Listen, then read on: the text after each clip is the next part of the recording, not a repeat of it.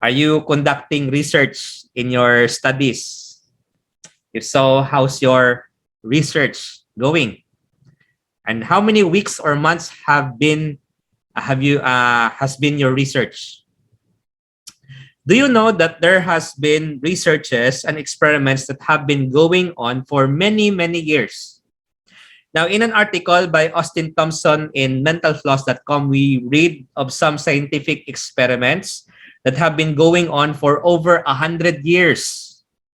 Just like, for example, one interesting research is called the Audubon Christmas bird count, which has been going on for 121 years. And let me quote part of that article by Austin Thompson. He said, quote, "Since 1900, folks from across the continent have spent time counting birds.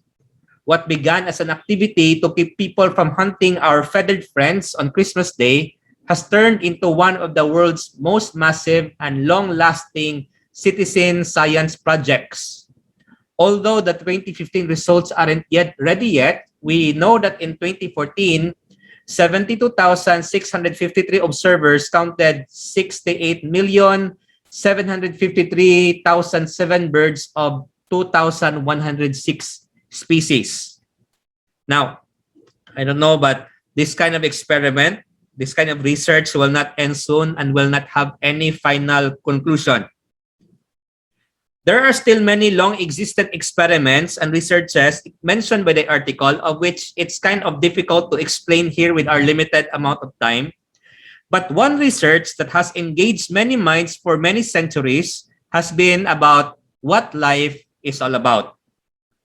One man who arrived at the best conclusion of his quest for the meaning of life is King Solomon. And let us hear the findings of his research in the book of Ecclesiastes. He said in Ecclesiastes 12:13 to 14, "Let us hear the conclusion of the whole matter.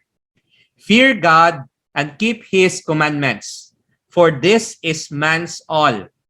For God will bring every work into judgment, including every secret thing, whether good or evil." Now, when Solomon began his intensive and exhaustive research on the essence of life in this world, he asked this question: what profit has a man from all his labor in which he toils under the sun? And he said that in Ecclesiastes chapter 1, verse 3. Now, that has been a question for many of us. What gain, what profit, what advantage, what reward do we have for all the things that we do in life? What do we get from gaining wisdom? What do we get from gaining knowledge? According to the wisest man who ever lived, in his research, nothing but grief and sorrow. He said in Ecclesiastes 1:17 to 18, "And I set my heart to know wisdom and to know madness and folly. I perceive that this also is grasping for the wind, for in much wisdom is much grief, and he who increases knowledge increases sorrow." Now, what do we get from having all the pleasures that the world can offer?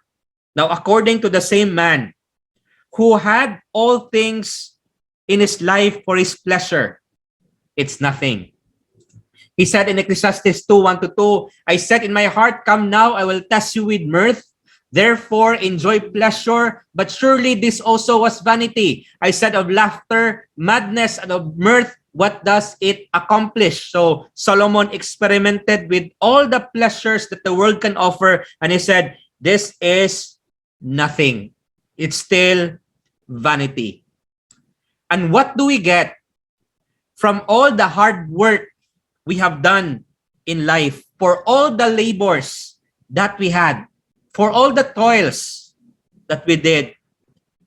According again to Solomon, who accomplished much in his lifetime. He was a very diligent and industrious man, and he accomplished so many things.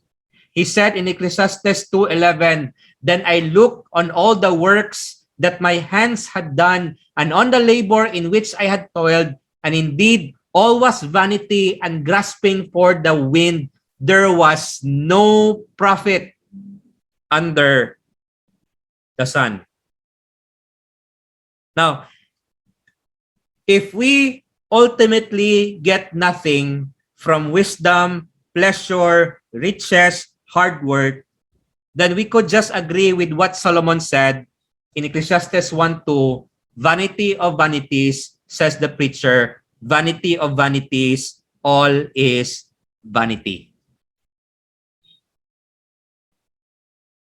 And seeing life in this world as vain, seeing life in this world as meaningless, Solomon came to hate life and all his labors. That's why he said in Ecclesiastes 2:17, therefore I hated life because the work that was done under the sun was distressing to me, for all is vanity and grasping for the wind. So is this all to life? Is this all to life here in this world? That with all the riches and achievements and wisdom and pleasure that we have, all we have is just grasping for the, all we have is just nothing and grasping for the wind. And then just be frustrated and be distressed with life and hate it. Now, Solomon did not stop his investigations, and he furthered his research as to the true meaning of life. And as he did so, he came to a better conclusion. So his initial conclusion was, everything is meaningless. But then he went on with his research, and he came to a better conclusion. And when he considered everything from this time, from the perspective of and with God, the creator and judge of all things, he discovered the true essence of life in this world. What makes us complete? What makes us satisfied in our lives in this world? Here's what Solomon said.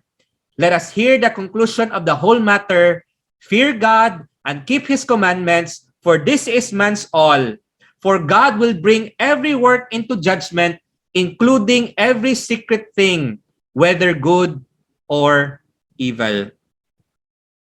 Now, as we reflect on this passage, we will learn that for us not to waste our lives, since we have this name for our group, the Don't Waste Your Life Coalition, for us not to waste our lives, let us attend to the true essence of life in this world as shown in God's Word. What is the essence of man's life in this world? What is life all about in this world? Now, in this study, which is entitled What Life is All About, we will see three principles from our text concerning what life is all about in this world. And let me give them to you ahead. What is the essence of man's life in this world? What is life all about in this world according to Ecclesiastes chapter 12, verses 13-14? Number one, life is all about fearing God. Life is all about fearing God. Number two, life is all about fulfilling God's commandments. Life is all about fulfilling God's commandments. And number three, life is all about facing God's judgment prepared or ready. What is life in this world all about? First of all, life is all about fearing God. Life is all about fearing God as what we can see in verse 13. Let us hear the conclusion of the whole matter. Fear God. Fear God. At the end of all his investigations, Solomon realized that the way for life to be complete, satisfied, and worth it in this imperfect, sin-filled world is to first of all fear God. As we will observe, Solomon ended in the book of Ecclesiastes where the book of Proverbs began. And what is that? The book of Ecclesiastes ends with the fear of the Lord. The book of Proverbs began in the fear of the Lord. As what Solomon said in the Proverbs, he said, the fear of the Lord is the beginning of knowledge, but fools despise wisdom and instruction. True knowledge and wisdom begin in the fear of the Lord. We see this principle taught throughout Scripture, even during the days of Job. Now, Job, according to many scholars, is the oldest book written in the Bible.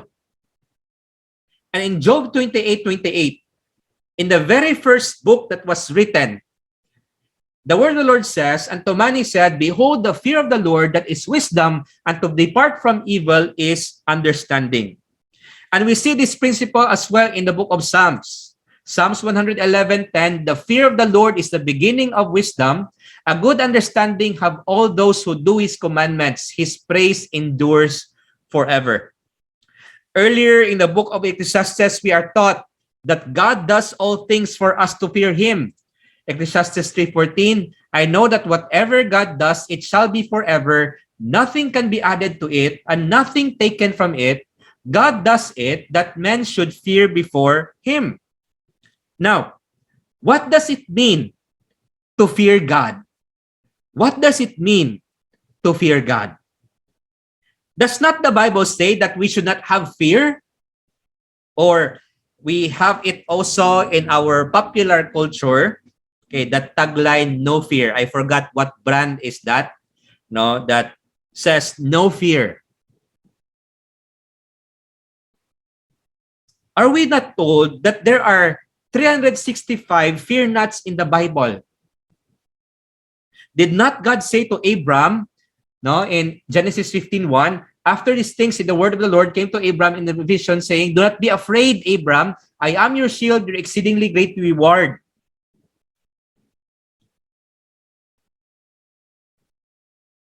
Are we not supposed to have fear? Are we not? Is it that we should not have fear?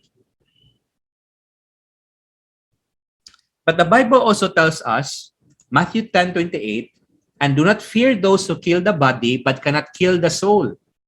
But rather fear him who is able to destroy both soul and body in hell. Yes, we must not fear anyone or anything else, but we must fear the Lord. The fear of the Lord is the kind of fear that we should have. Now, the word fear or yare is a word that is mentioned in the Bible 314 times and 7 times in the book of Ecclesiastes. And to further understand further the fear of the Lord, Martin Luther's thoughts are very helpful in this discussion. And he referred to 2 kinds of fear called servile fear or servile fear and filial fear. And the late Dr. R.C. Sproul explains to us the difference of servile and filial fear.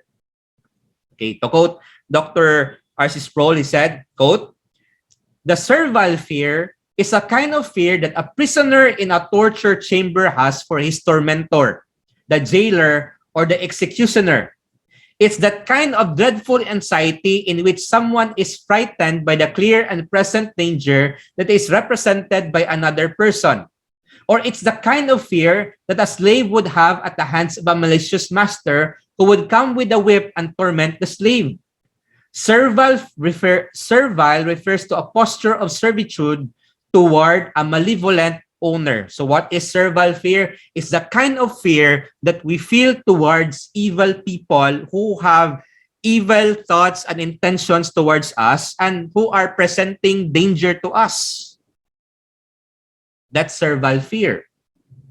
Now, there's this another kind of fear, which is called filial fear. And to continue here with Dr. R.C. Sproul's explanation of these 2 kinds of fear, he said, again, quote, Luther distinguished between that and what he called filial fear, drawing from the Latin concept from which we get the idea of family. It refers to the fear that a child has for his father.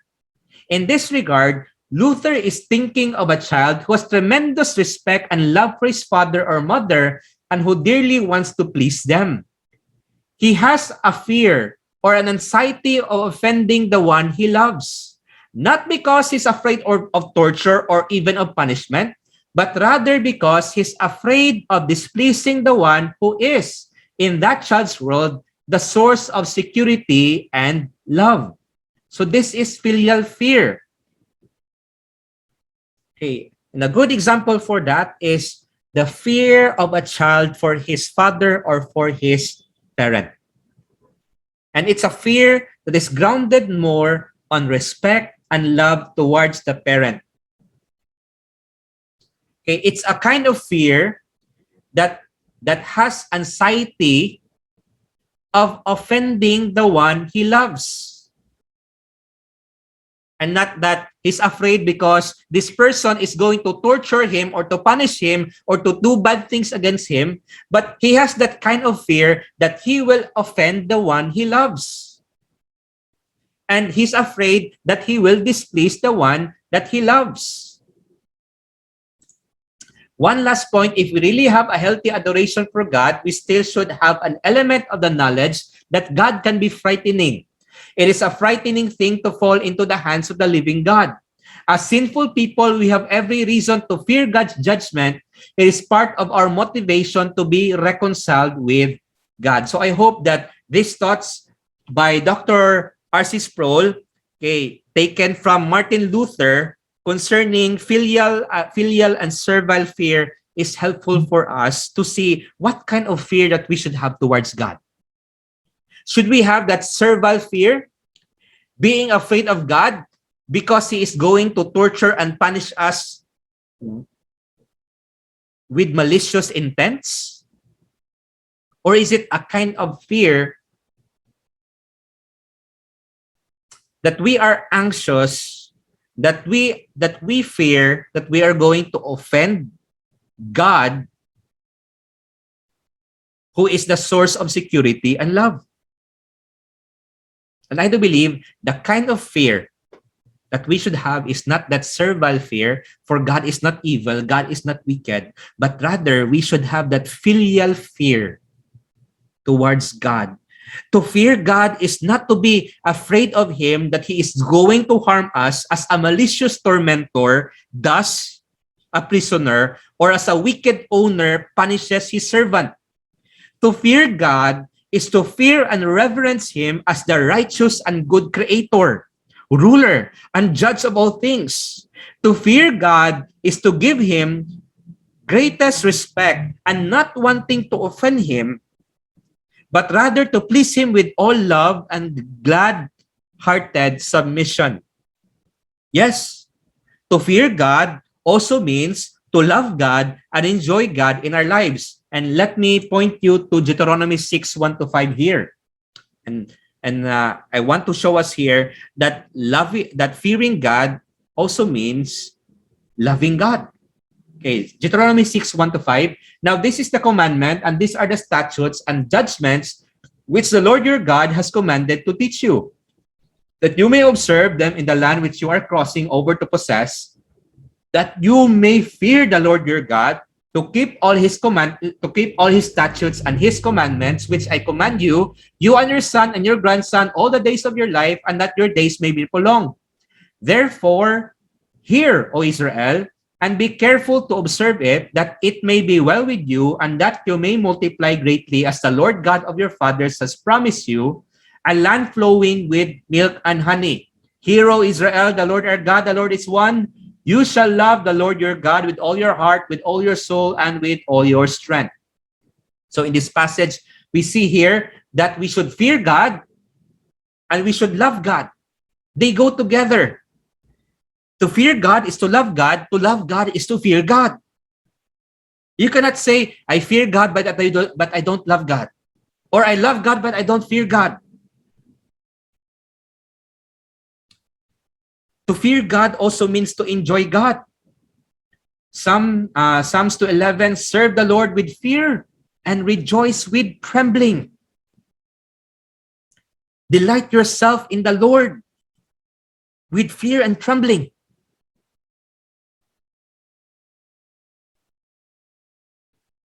So to fear God is also to love God and to enjoy Him. Now, sadly, man does not fear God. Sinful man does not fear God. As Paul said in the book of Romans, there is no fear of God before their eyes, and that is what the world is right now. Truly, we fear men more than God. We fear our circumstances more than God. We fear everything else more than God. And this kind of fear paralyzes us to live life to the full.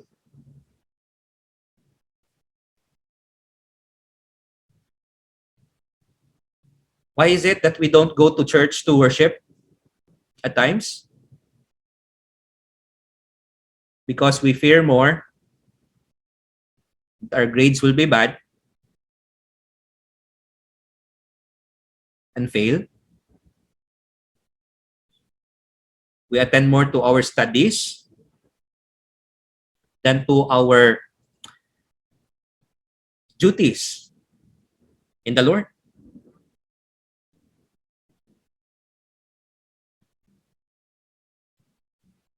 We fear other things. We fear our circumstances. We fear other people more than God. Again, this kind of fear paralyzes us in our pursuit to live life to the full in the Lord. Christ rebukes us. Which of you by worrying can add one cubit to his stature? Little did we give thought that the fear of the Lord is the beginning of wisdom, knowledge, and understanding, and therefore the key to a fulfilled, satisfied, and complete life here on earth. And this is why throughout the Bible, we are commanded to fear the Lord. In the writings of Moses, we read, "You shall fear the Lord your God and serve him and shall take oaths in his name." And the fear of the Lord is also taught in the New Testament. Some people would say, oh, the fear of the Lord is no longer taught in the New Testament because he is not emphasized there as a God of wrath,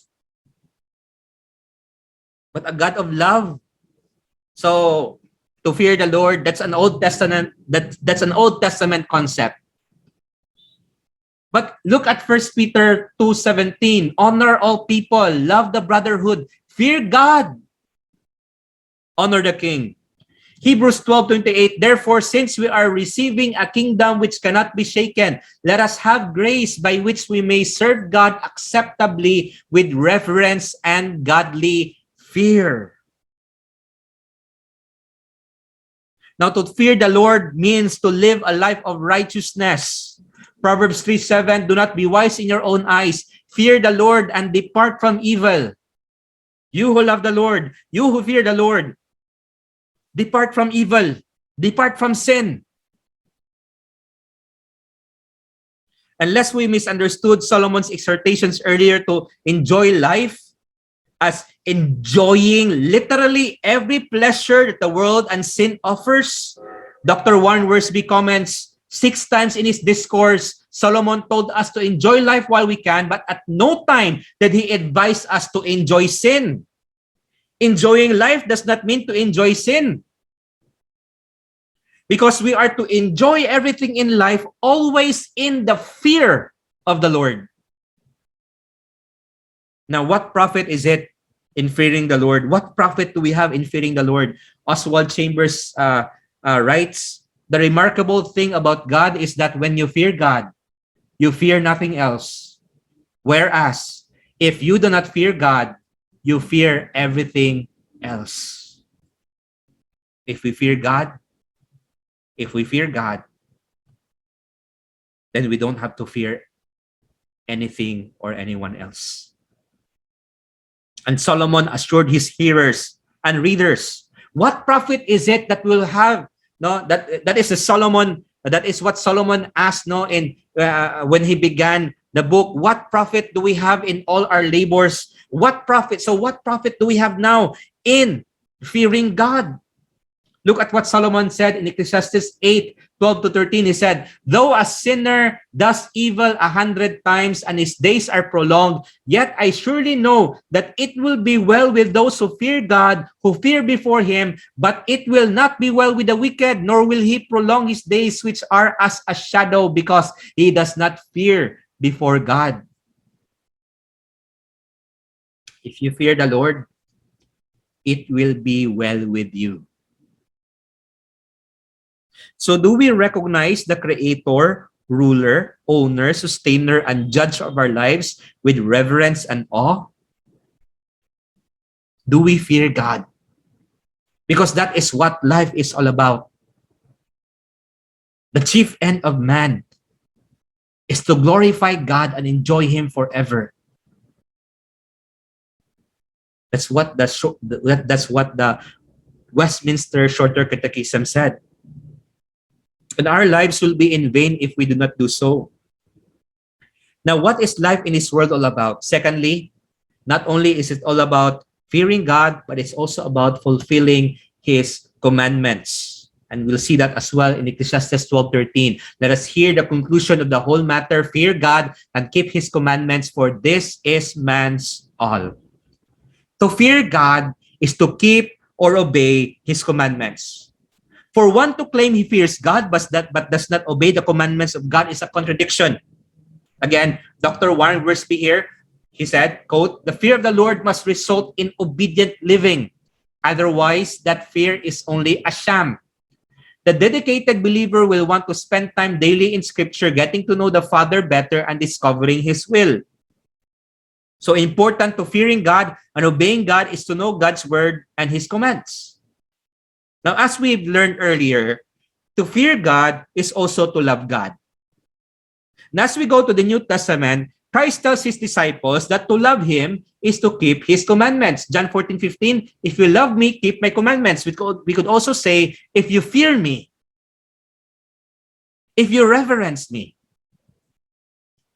keep my commandments. If you truly fear me, if you truly reverence me, if you truly respect me, then keep my commandments, obey my word. We cannot separate the fear of the Lord and obedience. We cannot disconnect love for Christ and obedience. Real love or fear for God is the root, while glad-hearted obedience is the fruit. Our obedience should be motivated by the love of God and the fear of the Lord. Now, there are many commands in the Bible. But all of those commands could be summarized into commandments. The Lord Jesus Christ tells us in Mark 12:30-31, "And you shall love the Lord your God with all your heart, with all your soul, with all your mind, and with all your strength. This is the first commandment. And the second like it is this, you shall love your neighbor as yourself. There is no other commandment greater than this." Christ continues to tell us, "On these two commandments hang all the law and the prophets." Moreover, Christ commands us in loving our neighbors that we should go and make disciples of all the nations, baptizing them in the name of the Father, and the Son, and the Holy Spirit, teaching them to observe all things that I have commanded you, and lo, I am with you always, even to the end of the age. Amen. What is life all about? It's all about fearing God and keeping His commandments. Very importantly, loving Him above all, and loving others as you love yourselves. Or we could also state that as helping them love God above all, since the best for them is God. And also fulfilling the Great Commission.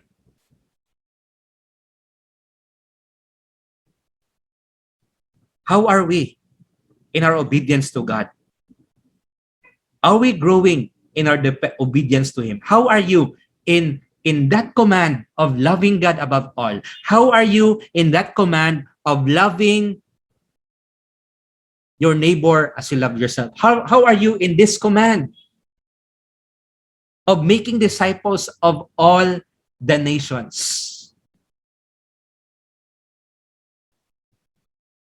Before we'll proceed to the next principle, let us read some words from Dr. William Barrick in his commentary of Ecclesiastes.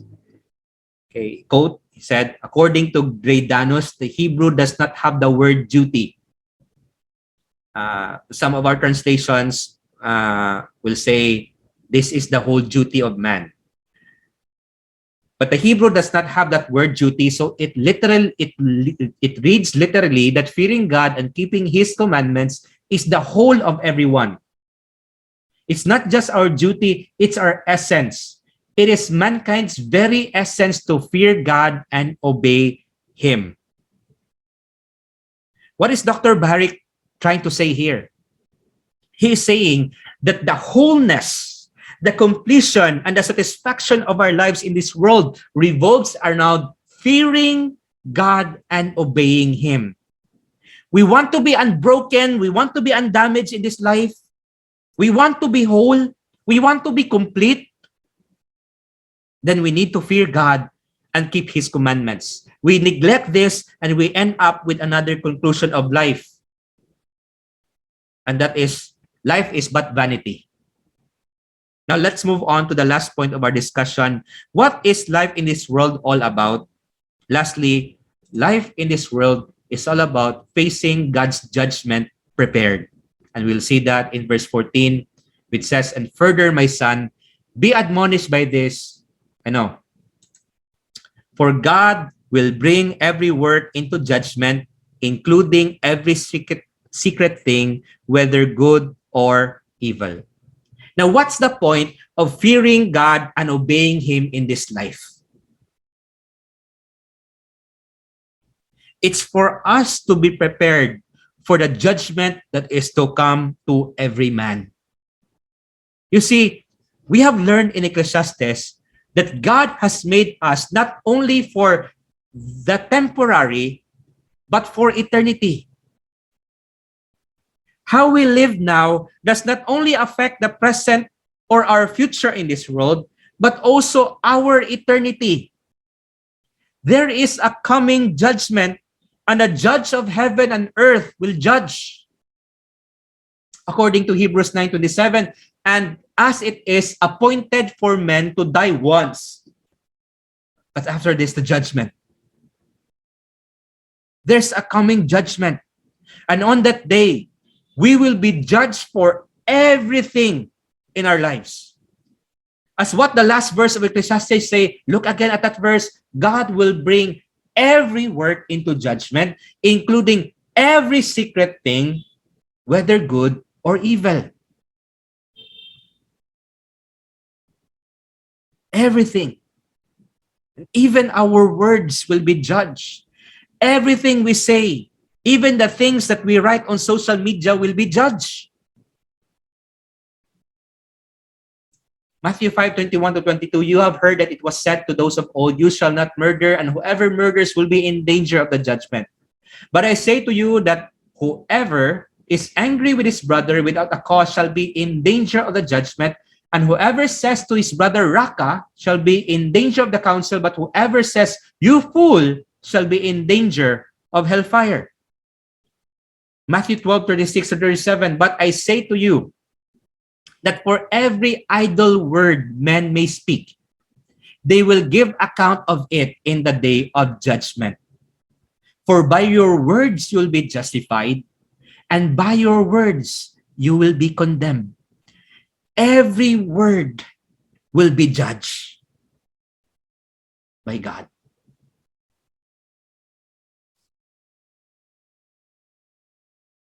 So, every word, spoken or written, posted. We are so much involved and engaged with social media right now. And I want us to think well of the things that we post on Facebook. Think well of the things that we post, that we write on our walls, in our social media accounts. I tell you, my friend, one ungodly post in Instagram is enough to send you to hell. One ungodly post in Instagram, in Facebook, in Twitter, in Snapchat, TikTok, it's enough to send you to hell. We will give account. We'll be held responsible for everything we do, for everything we say, for everything that we desire and feel before the Lord. And yes, we should pursue joy again. We should pursue joy with all our might in life. But let us be mindful, again, let us enjoy life, but not enjoy sin. Solomon earlier in the book said, okay, I wasn't able to put it here, but in Ecclesiastes 11:9, rejoice, O young man, in your youth, and let your heart cheer you in the days of your youth. Walk in the ways of your heart, and in the sight of your eyes, But know that for all this, God will bring you into judgment. Okay, you want to be happy? All right.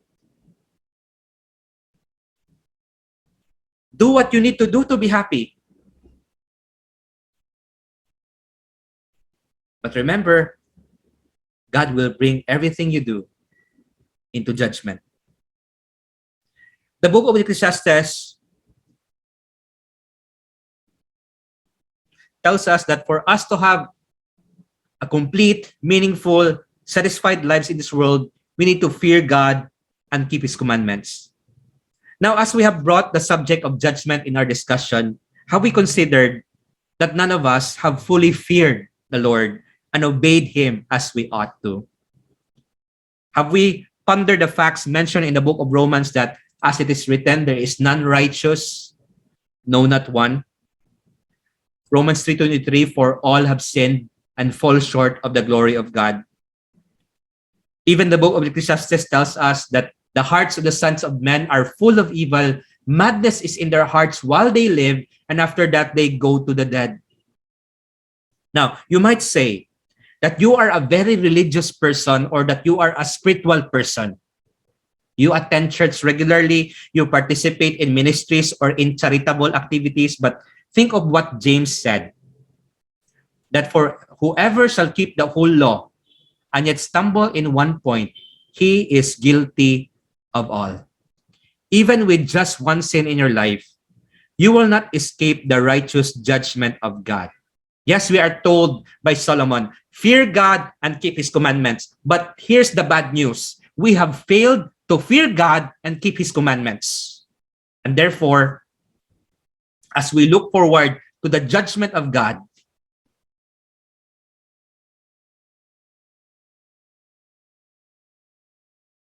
what we will expect is that we will be declared guilty, pronounced guilty, and be punished.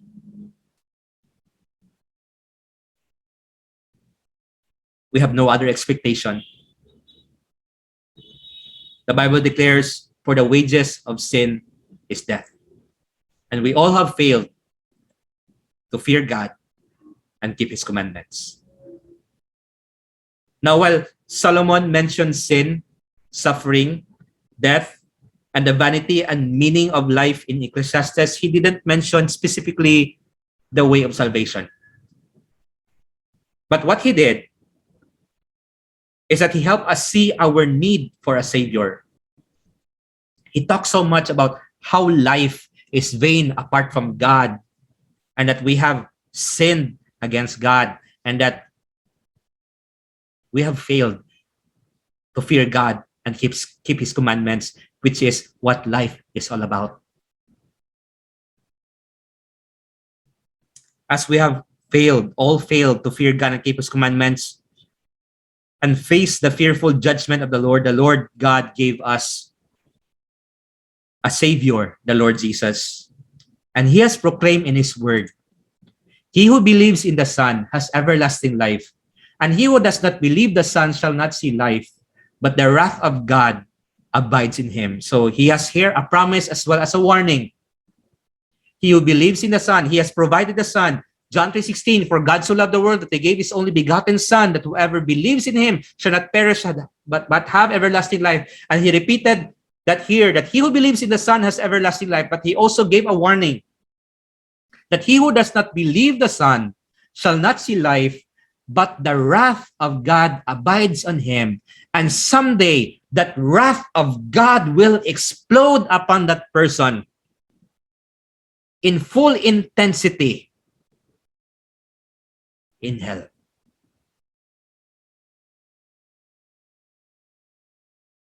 But here's another promise of the Lord.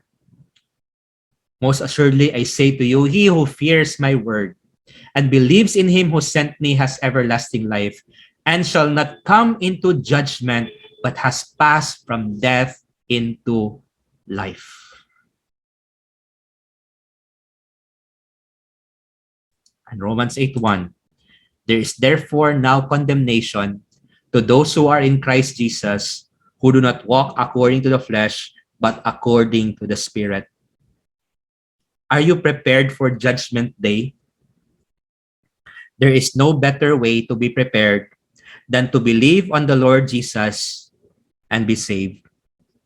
Come to Christ, come to Jesus, experience eternal life, be changed, begin to live a life in the fear of the Lord and in obedience to His name, then start to really enjoy life and eternity to the full. What is the essence of man's life in this world? What is life all about in this world? Simply, life is all about fearing God. Life is all about fulfilling God's commandments. And life is all about facing God's judgment prepared. Let us hear the conclusion of the whole matter. Fear God and keep His commandments, for this is man's all. For God will bring every work into judgment, including every secret thing, whether good or evil. Let us pray. O Lord, Father God in heaven, thank you so much for all the things that you have taught us throughout this month as we studied the book of Ecclesiastes. And thank you for reminding us that indeed, apart from you, apart from having a right relationship with you, with fear and love and delight in you, we could just describe our lives as vanity of vanities. Everything is totally vanity, meaningless, just grasping for the wind. Thank you for showing us, Lord,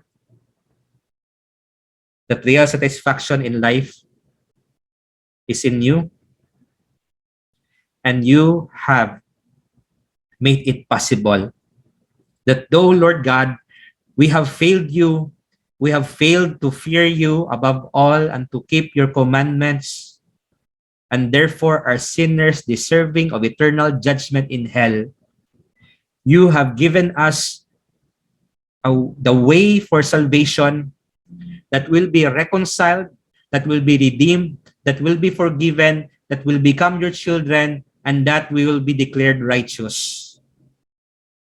And that, Lord God,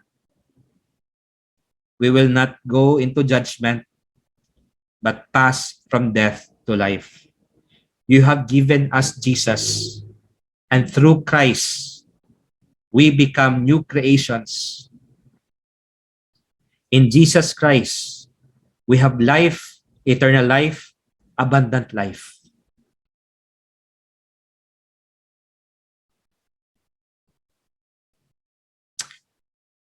Through Christ, by the power of the Holy Spirit, we'll be able to live lives that please you, that fear you, that love you, that serve you, that obey you,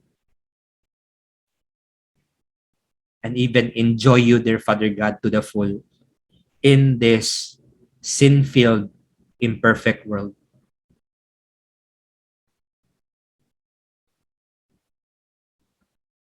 Thank you, Lord God, for the life of Solomon. Thank you, Lord God, for all the things that He has imparted to us through His experiences and investigations and experiments.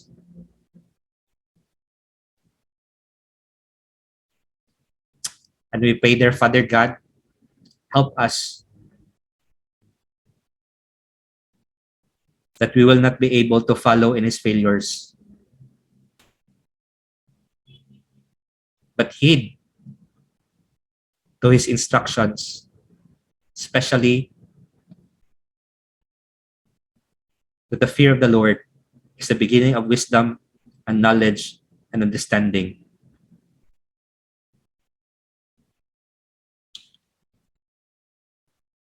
I would just like to extend once again this prayer by giving an invitation, a challenge to all of us here. And once again, probably you're listening right now and you are still not sure about your salvation. You are still unsaved. You are not sure where you will spend eternity.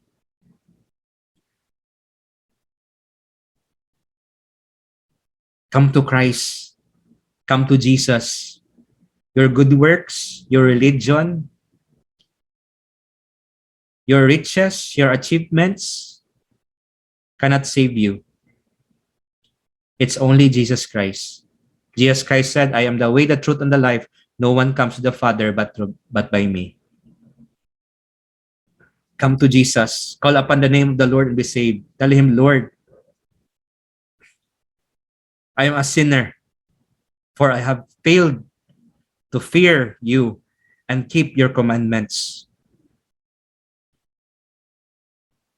I deserve to be punished in hell, but you gave me Christ, who died for my sins on the cross and who rose again and is alive forevermore, that right now, as I put my whole trust in him as my Lord and Savior, he is able to save me, for he is alive forevermore. Lord, I put my whole trust in Jesus. Forgive me of my sins. Lord, be merciful to me.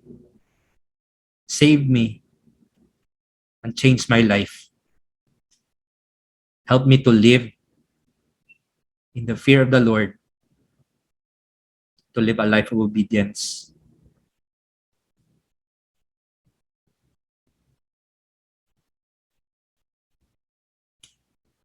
My dear friend, don't waste your moment. Don't waste your life. Come to the Lord and be saved. And for the rest of us, again, if we are already in Christ, how is our reverence for him? How is our worship of him? How is our obedience? How's our love for him? How is our love for others? How are we in the Great Commission? If we have failed, then let us repent. Let us ask for forgiveness. And let us ask the Lord for strength that will be fully engaged in loving him and loving others, in keeping his commandments.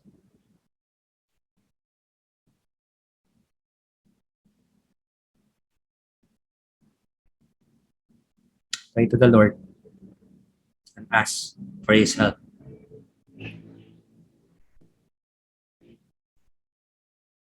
Father God in heaven, thank you so much, Lord, once again,